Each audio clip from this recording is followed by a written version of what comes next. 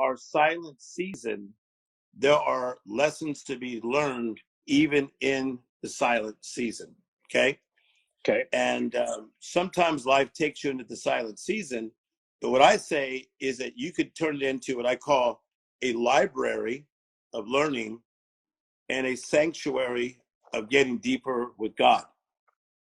And so one of the lessons that I've learned from the pandemic and quarantine and everything that we had to go through is part of my library is I've learned to slow down to the speed of life even more. Because I was pretty good at it. But I've really learned to be in the moment even more, fully present, fully feeling, and fully alive. So that's a little bit of my library. Then my sanctuary, I feel like I'm closer to God than I was even in my 20s. Because a lot of my life is constantly giving out and giving out. But I feel like during this time, I needed God's strength for myself.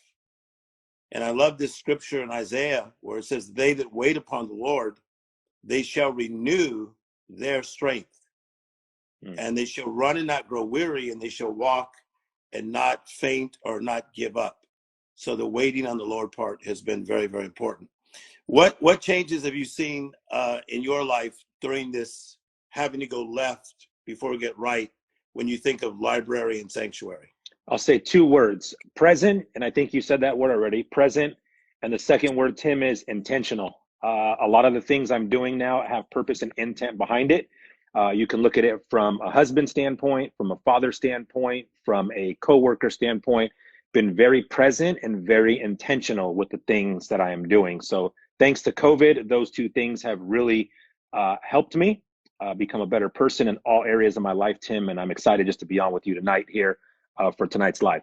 Yeah, we're obviously not saying that we thank God for difficult times. No. These are difficult times. You know, I have not hugged my mother since March. Wow. I see my mother and I get to talk to my mother, but now we're back to me being outside and her being inside and us dialoguing. And so that's, you know, those things are difficult.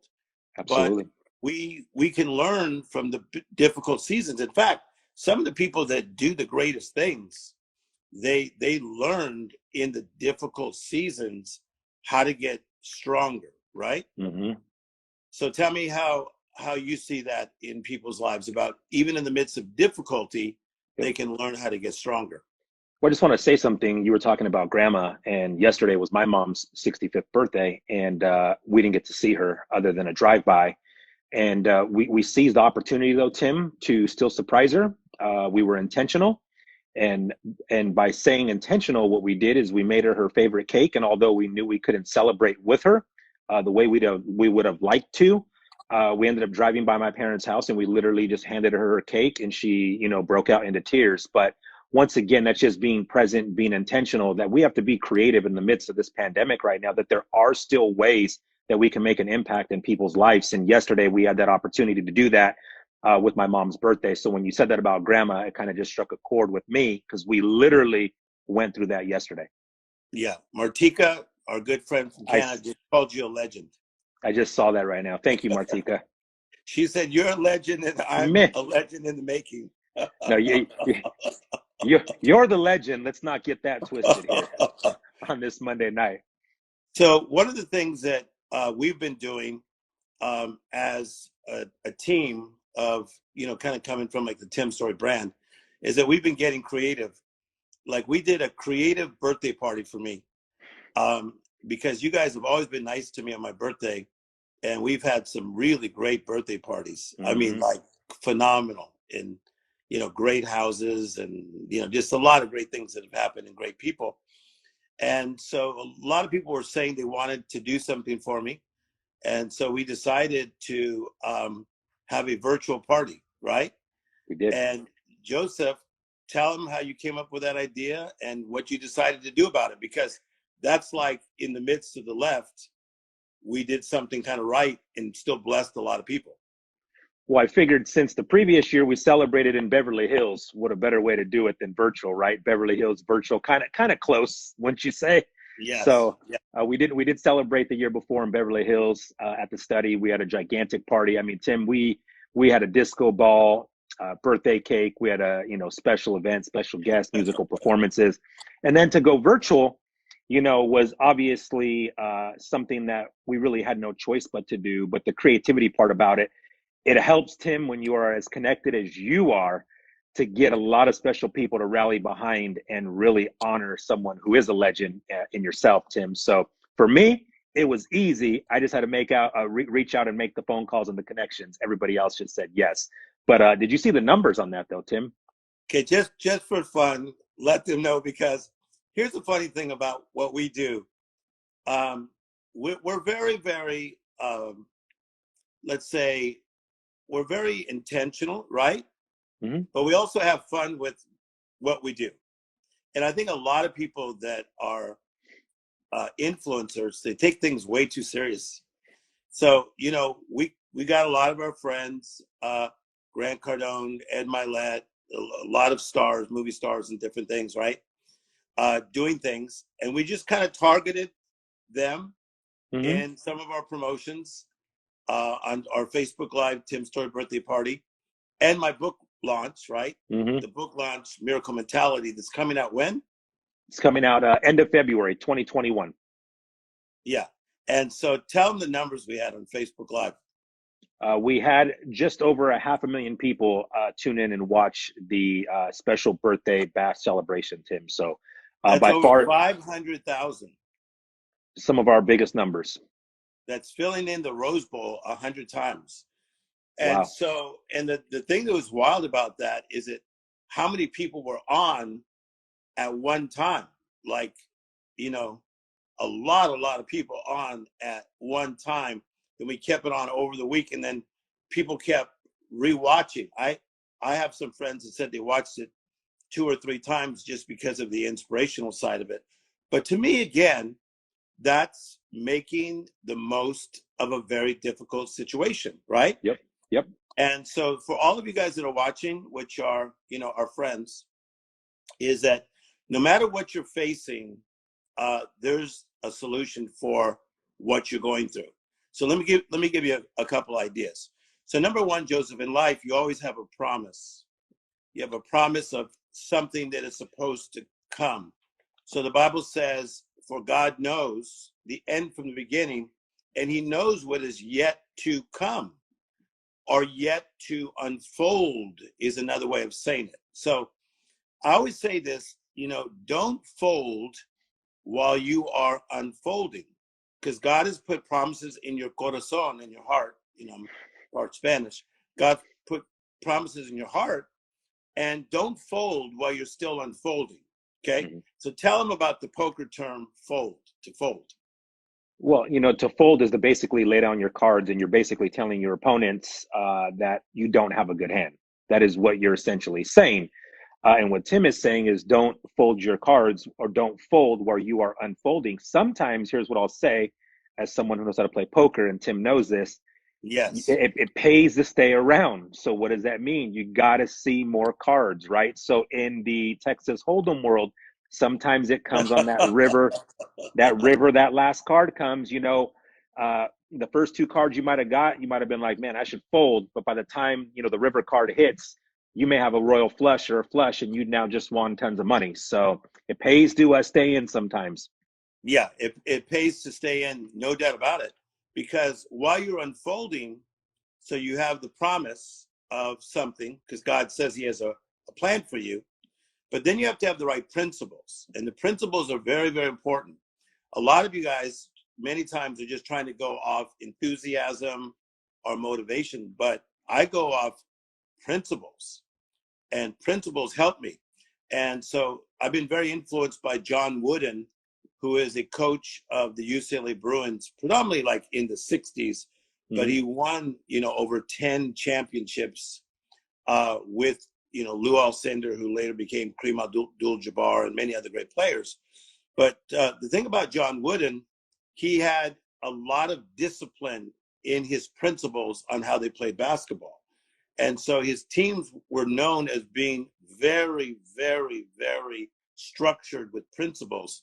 And Hmm. no wonder he won over 10 championships and just back to back to back to back, because he did the principles. And Joseph, because you see this by watching me, Yep.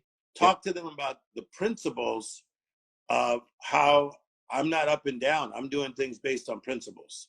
Absolutely, 100%. And you know, you are like a John Wooden in your respective field, and that's what has make you, in my opinion, the best at, you know, what it is that you do. You're known as the comeback coach, but to me, you're known as more than just a comeback coach.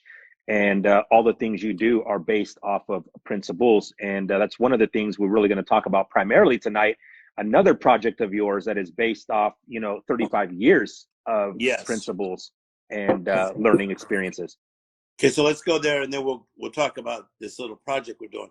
We have the promise, we have the principles, then you have the problems. So the problems are like the defense that jumps up. So let's take it to basketball again as Hmm. an illustration and metaphor. Even LeBron James is going to get double teamed Yep. and sometimes triple teamed. That means Hmm. three players on one guy. And that's Yep. what this year feels like. It feels like sometimes you got double teamed and then sometimes you got triple teamed. Hmm. How many of you feel like you got teamed up on at least once this year? Give me some emojis. Give us the raise hand emoji. Raise hand emoji if you feel like there's been a lot of defense against you trying to block you, Hmm. whether you're in the restaurant business, whether you have your own business, whether it's in relationships, whether it's in mental health, whether it's in just mindset. All right, look at all these emojis going up. All of us that are alive have been Hmm. feeling like there's times that we are being defended by two or three players.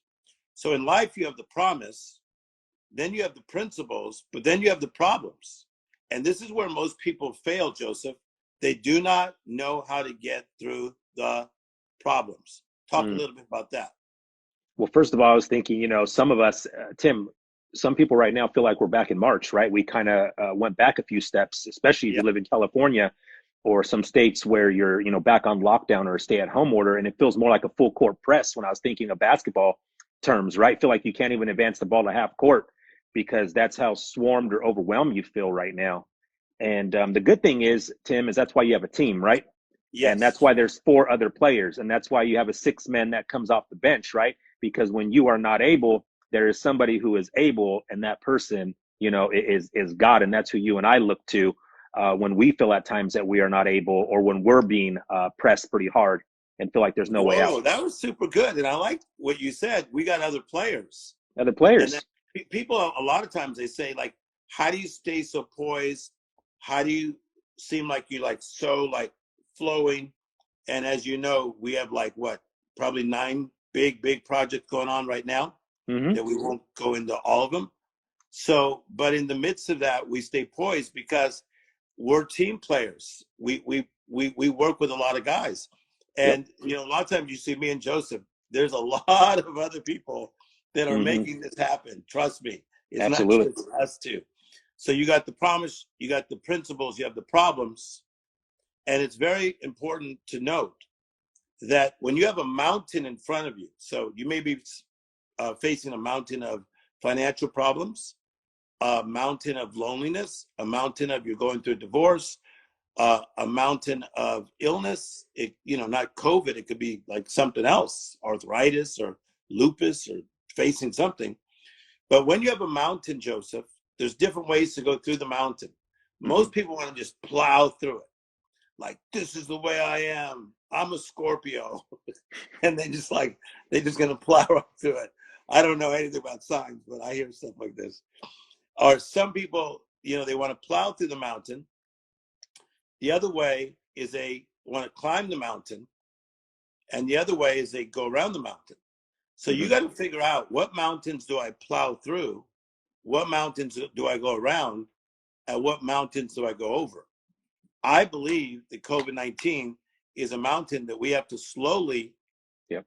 diligently, and deliberately go through. Look at that. That was powerful, right? Powerful. When you said that, Tim, I thought, you know what COVID has reminded me of? It's reminded me taking the scenic route to get somewhere. Yes. On the Yes. scenic route, there's so many blessings along the way, but you just got to be open, right? You got to be fully present, fully feeling, fully You alive, and gotta you'll be see those blessings. you gotta be very open and open to change. Hmm. Like, we planned a full schedule for my book tour, right? Hmm. And we speak at big places. So we're talking 5,000, 10,000, 20,000, 30,000 people. And I'm talking overseas too, right?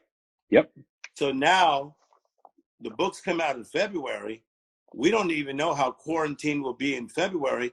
So we've had to become very, very creative on how we're releasing this book. And guess what? We've become pretty creative, Super creative. like crazy creative that we won't even talk about. Like all the doors opened. We'll talk about some, like when you go to the airport, you're going to see me in all the airport bookstores. Or when you go to the airport, I'll be in 90 airports of the world. That's being creative, don't you think? That's God's favor, but that's super creative. Not many people can say that, Tim. Or when And you Bill. fly, I'm now writing for United Airlines as well every month. And they're Hmm. doing something to get my book in United Airlines in the Yep. magazine and on their website. And Hmm. I'm also writing for American Airlines every month. And Yep. I saw the new article says about how to get the new book, Miracle Mentality. Wow. That's being creative in the midst of the challenges. Yep. All right, you guys Absolutely. share because you care. Let people know that we are talking about getting ready for a really strong year. Joseph, is it possible to have a 100. good year? 100% it's possible to have a good year. Tell me why. I Absolutely. want to know. First of all, we should have learned a lot of lessons by now, Tim, in 2020 that have prepared us for 2021. A lot of opportunities that have arose this year to be better in many areas of our lives, Tim. And right now, we're riding momentum into 2021 strong. And I can tell you right now, the time is now. What are you waiting for? Are you waiting for December 31st, 2020 to say I'm going to start on January 1st, 2021? Start now. Start today. That's what I would say Hey, is start now. JJ Hara is on. Why don't you thank him for your present you got? Oh man, JJ, look at that. I just busted it out of my pocket. Tim must have read my mind, but JJ, huge shout out. Huge shout out. So JJ's like family, and JJ's out of this world, and he's doing life coaching now. So JJ Hara, he's right there. He's a very good life coach. He's doing one-on-one coaching. I think he only has 3 spots available. He's very good in the area of finances, real estate. Uh, Follow JJ. He's right there. You see that information? JJ, put your information up. You only got 3 spots available for life coaching. And he's helping people in the area of finances and goal setting. Excellent in that area, but also in the area of real estate. He's really doing great. And he got me some really nice sunglasses. That was nice of him too. I was just about to say, and he's excellent in picking sunglasses out before you said that. And then he even bought my mother a present. Oh man. JJ, we appreciate you. All right, let's have some fun. You have some questions for me tonight. Absolutely. We have some popular questions, Tim. We polled everybody, and we're going to talk about your new coaching program tonight that launched on December 1st, and it's going strong right now. And the feedback has been amazing, to say the least, the feedback that we've got. But got a couple questions I want to throw at you tonight. We're going to start with this one. When did you actually start coaching people? How many years ago was it when you actually started coaching people? Okay, so this is important to all of us. This is like a life coaching session you're going to have tonight, and we're going to take our time. So get some hot tea and just relax because this is going to be awesome tonight. I'm not even joking. So Joseph, as you know, I went to seminary, Mm-hmm. and then I later went on and I have a doctorate in world religion. Mm-hmm. So when I was in seminary, which is like it was like a Christian university seminary. When I was there, Joseph, Mm-hmm. I knew that I was supposed to help people, but I did not know that I was going to help a lot of people. I just knew I wanted to help somebody. Yep. That's what I was going after. Okay, helping somebody. And so I started teaching where the university was that I was going to, there was some areas you had to go a while away, about an hour away, to find these inner city areas. Mhm. So I created an inner city program for kids, and I would go motivate these kids on the weekends. I created it. And then I got into the schools. Doesn't that sound like me? It does. I was getting into the elementary schools and the junior high. I didn't even try the high school yet because I don't want to be booed by these kids. I was too young. And so when I'd be done, it was the teachers that were coming up, and they couldn't believe how old I was. I was super young. Mhm. And they were saying like, oh my gosh, like, how do I get in touch with you? So it was the teachers, Joseph, at the schools that were saying, do you have a phone number? Like, can I reach out to you? But Joseph, this was before cell phones. Can you imagine this? Wow. Were they saying like, page me on your pager? Exactly. So, so it started with the teachers from the schools, Mm-hmm. and I connected with a couple teachers, and I would talk to these teachers, two guys, and then the big break happened just a few years later, and that is I have a friend who's in heaven by the name of Reggie White, and Ooh. Reggie White was one of the greatest football players of all time. He played defense. Mm-hmm. Is that true about Reggie White? 100% true. Green Bay Packers, right? Mm-hmm. He played for the Eagles first, and then he went to the Green Bay Packers, Yep. and they won the Super Bowl. And so what happened with Reggie White, he came to see me speak somewhere, and he said, hey, I'd like you to start speaking in some chapels. He said, and I want to support you. So Reggie White started supporting me to go into all these chapels, to go to the Miami Dolphins, Minnesota Vikings, Oakland Raiders, because he had a lot of different friends all over the place. So that's when my life coaching just exploded in Mm-hmm. my early 20s. Now, is this mind boggling? Wow. So Absolutely. I'm just minding my own business, and I created my own curriculum on my own. Hmm. And this is before what was a life coach? They weren't talking about life coach. No. I didn't know of this guy, Tony Robbins, who's a few years older than me. I didn't know of him. I didn't know of John Maxwell. He had not taken off yet. There were things like Think and Grow Rich. There was Robert Schuller, but I didn't know about a life coach thing. So when I would speak at a chapel, okay, when I'd speak at a chapel, all of a sudden something would happen. There would be this huge line of star athletes, like guys we look up to.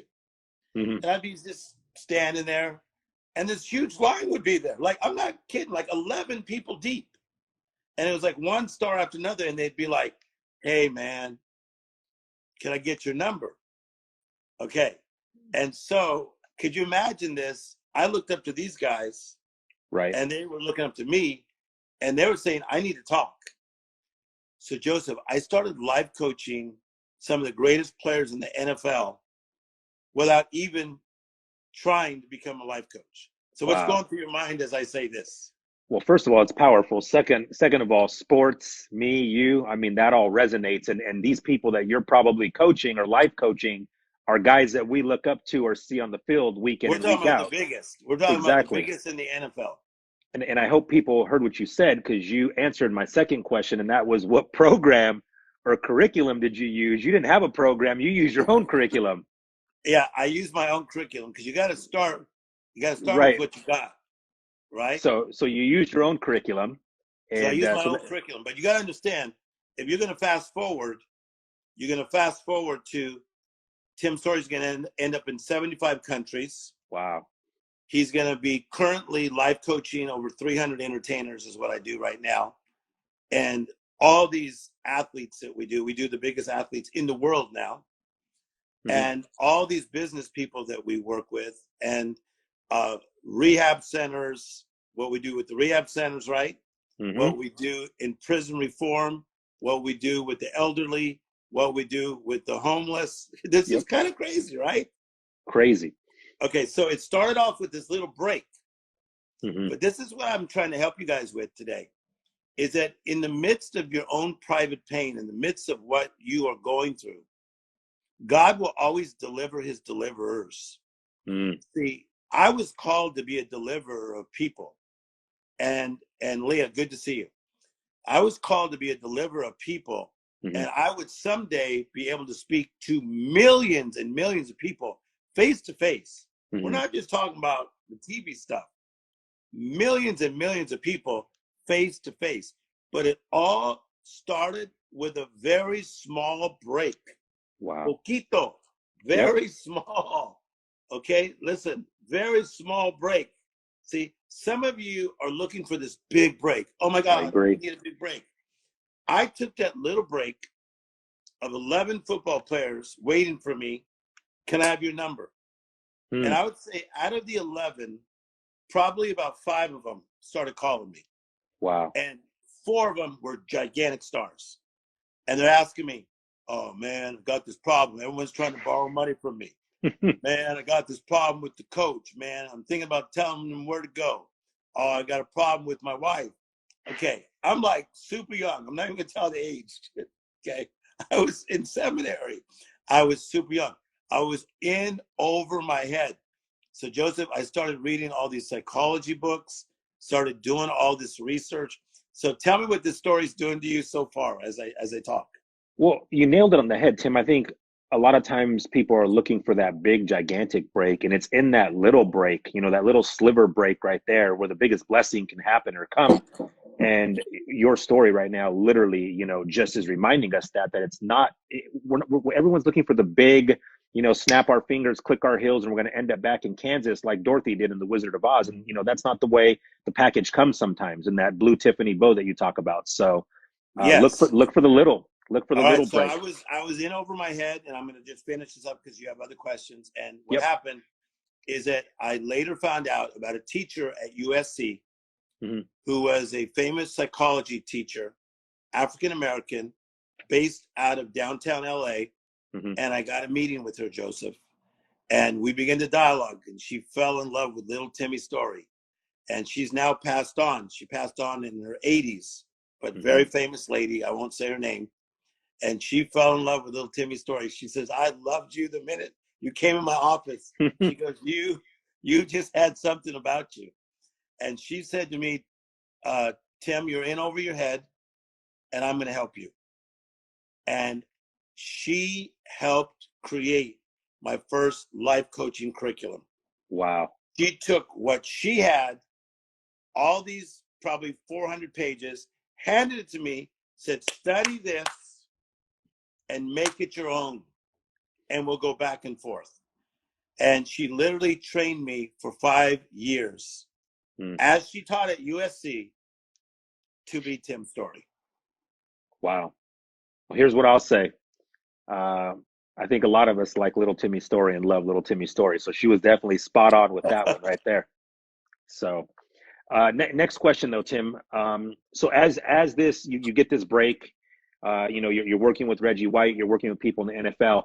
As you're now coaching people, yeah. What was your goal back then? What was your goal when saying, okay, I'm going to take these 11 phone numbers. They're going to reach out to me. They're going to call me with different issues. What was your goal at that present time to accomplish with these people you were coaching? Okay, so here's where I think that I'm hard to beat. Or maybe even can't be beat. Again, a lot of people let's go back to a basketball metaphor. They look at how great Michael Jordan is as a basketball player, or Larry Bird, because these guys can still ball. They don't play in the NBA, but they can play. Magic can still play. But as you know, because you're a basketball player, is that it's small little things that make your game different. And so what I think what a lot of people think is in coaching is that I'm trying to take them from A to Z. That's not what I'm trying to do. I'm trying to help people get better. Wow. Just get better. So if that guy was fighting with his wife 5 days a week, I'm going to try to bring it down to 2 days a week. And then I'm going to try to bring it down to 1 day a week. And then I'm going to try to bring it down to 1 day a month. And then I'm going to try to bring it down to nothing. Is that so powerful? Powerful. Too many people looking for the grand slam when sometimes you just need a bunt single, right, Tim? I'm the best at making you better. I'm never looking A to Z. Like, oh my God, Tim Storey. Like, Mm-hmm. I mean, Joseph, do not give the number, but just for fun, tell them it's a lot of people that DM us. Oh, it's the numbers are staggering. The direct messages that come in, It's crazy. it's yeah, Okay. it's crazy. And they're all like, call me now. Yeah. Can you introduce me to so and so? Okay. Like I'm sitting there like a genie. But everybody wants to go from A to Z. And that's not how I'm going to coach you. Mm-hmm. I want you to go from A to B, B to C, C to D, right? Boom, boom, boom, boom, boom, boom. And I am a step-by-step coach. That's Mm-hmm. why I'm the best at this. I help people go step by step. And the next thing they know, there's so many steps ahead, and they stop and they look back and they go, whoa, what just happened in my life? This is all the time. Mm-hmm.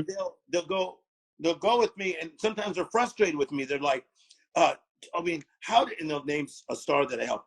Well, how did you do it to him? Do that to me.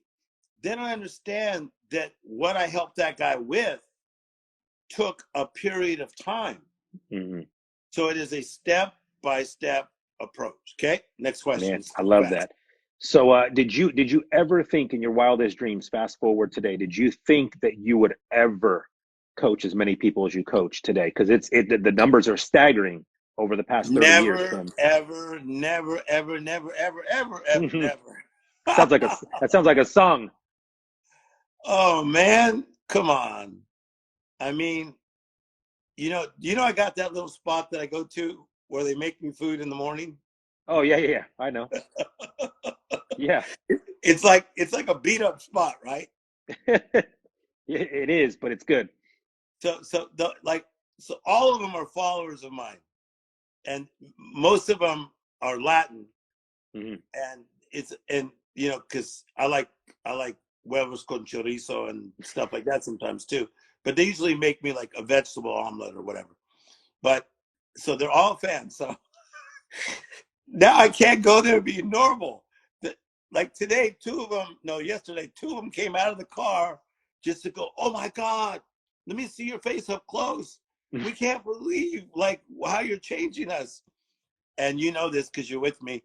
But I'll be going down the freeway and people scream at me out of their Yep. windows. So it is a wild thing. I never saw any of this happening. Never, ever, Wow. ever. I did see me helping people. I did not see all this happening. Wow. So this next question's one of my favorite, and I think a lot of people are going to learn right here. Some really good nuggets that you're going to teach them and show them is what's missing in coaching today. Man, What listen, is listen. missing in coaching today? Okay, so we got a big challenge here in this area of coaching because we have novices trying to get God's creation to go to the next Mm, place. wow. So that's like you get a dad who watches basketball on TV every once in a while, Mm-hmm. trying to coach your son who has potential to go to the NBA.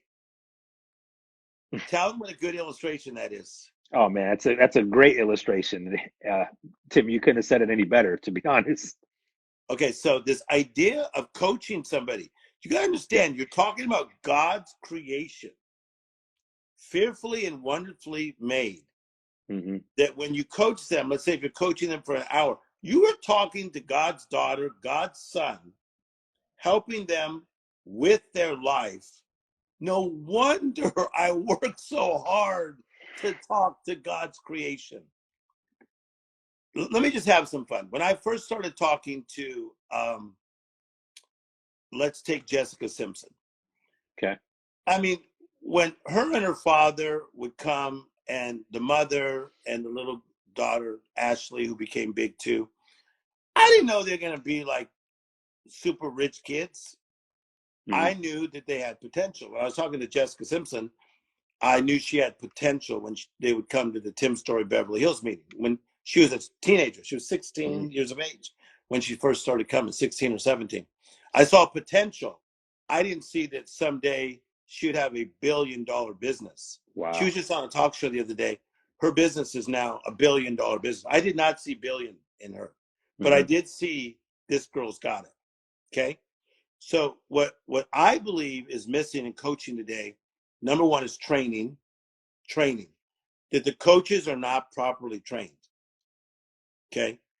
I trained for 5 years with an instructor who taught at USC to create a curriculum to become a better coach. What does that say to you? Oh, I mean, Tim, I mean, to have someone teach and train with someone like that, you've put in the work. You've done what it takes to be where you're at today, Tim. So I agree with you that the training is definitely missing. And let me tell you another thing. I paid her more than her hourly fee. And she used to say to me, "You little rascal, where are you getting all this money?" I said, "I'm a hard worker." Man. Because she said, "I'm going to let you pay me." She goes, "Because I'm worth it." Wow. She says, "I so value my time, I'm going to let you pay me." Wow. See, a lot of people, everybody wants something for free. Yep. This lady who likes me, remember I told you, I came in and she's like, "Oh my God, where did you get this energy?" She goes, "You're like light." She charged me. Wow. And I paid her extra and she took it. So number one, in coaching, we're missing the right training. So when I say coaching, if you have children, you're coaching. If you work at a job, you're coaching. If you have a business, you're coaching. If you want to run a company, you're coaching. To coach means to mentor, to tutor. How good is this, Joseph? It's powerful. With your kids, are you tutoring their kids or mentoring your kids? Of course.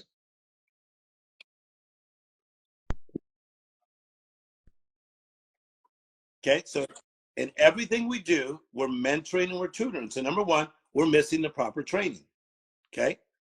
The second thing is we're missing the right program. Is that a lot of people, they don't have a program or a system.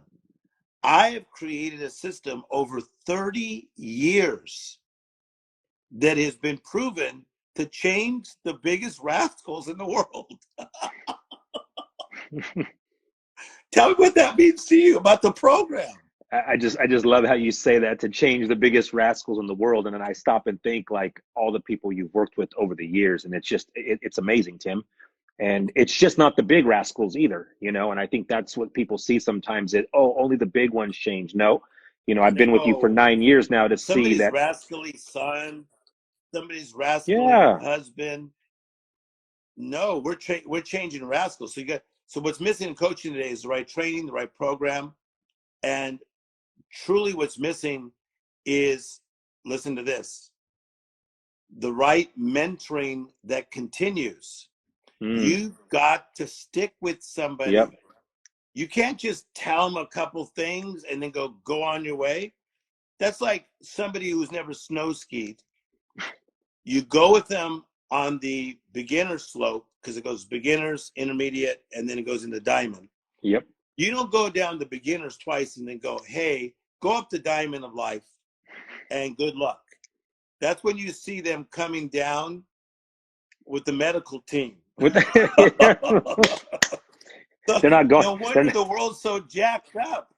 They're all You're not coming going down with the effing medical team because we don't have enough tutors, trainers, coaches that are walking them through the dilemma. And people say to me, they'll come back to me and they go, "I have messed my life up, Tim. I've so jacked my life up." I go, "It's not how I see it. That's pretty bad what you did, but that's not how I see it, because I'm looking at the long range goal, that today's decisions are tomorrow's realities. And I see that we're going to get out of it.